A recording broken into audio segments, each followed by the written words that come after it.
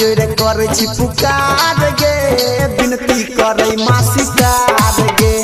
हाथ जोड़े करे छी पुकार गे विनती करे मासिकार गे लाल लाल चुनरी बाजार से अनलौ रूप और दामन से थाली सजेलौ खोलै ने मैया के बार गे हाथ जोड़े करे छी पुकार गे विनती करे मासिकार गे हाथ जोड़े करे छी पुकार गे विनती करे मासिकार गे। अभी आप सुन रहे हैं तेनवाली से माँ दुर्गा म्यूजिक की प्रस्तुति।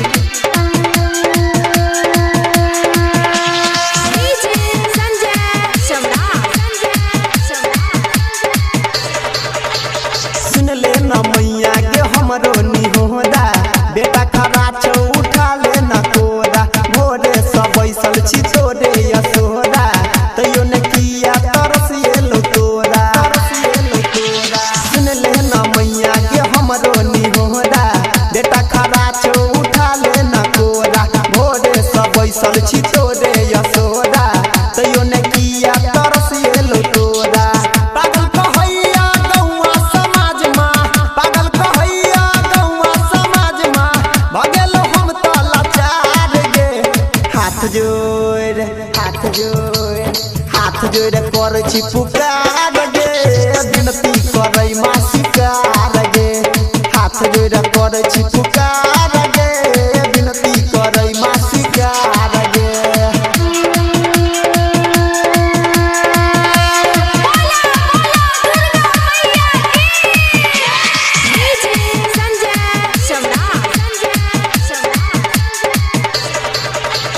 बेटा आम्या के छै रिश्ता पुरान गे तैयो तू हमरा बना दे लयान गे महिमा जपो तो हर वेद पुरान गे जाने छी छौ सब तोरे सनातन गे बेटा आम्या के छै रिश्ता पुरान गे तैयो तू हमरा बना दे लयान गे महिमा जपो तो हर वेद पुरान गे जाने छी छौ सब तोरे सनातन गे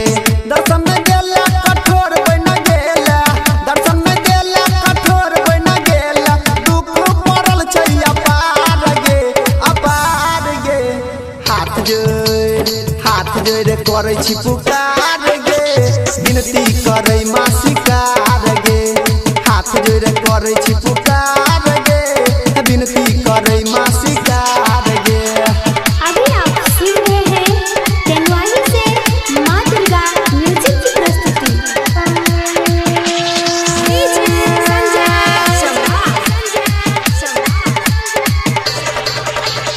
राइटर सनी मागे चरण पूजै छौ गायक अनिल अपन दुख सुनाबै छौ तोरे पैटा लगौने छी आसमा बेटा के करे नैये नानी रासमा राइटर सनी मागे चरण पूजै छौ गायक अनिल अपन दुख सुनाबै छौ तोरे पैटा लगेने छी आसमा बेटा के करे नैये नानी रासमा कमलेश सुनिल कहै छौ मैया कमलेश सुनिल कहै छौ मैया करबे कहिया दुलार गे हाथ जोड़े करे छी पुकार गे विनती कर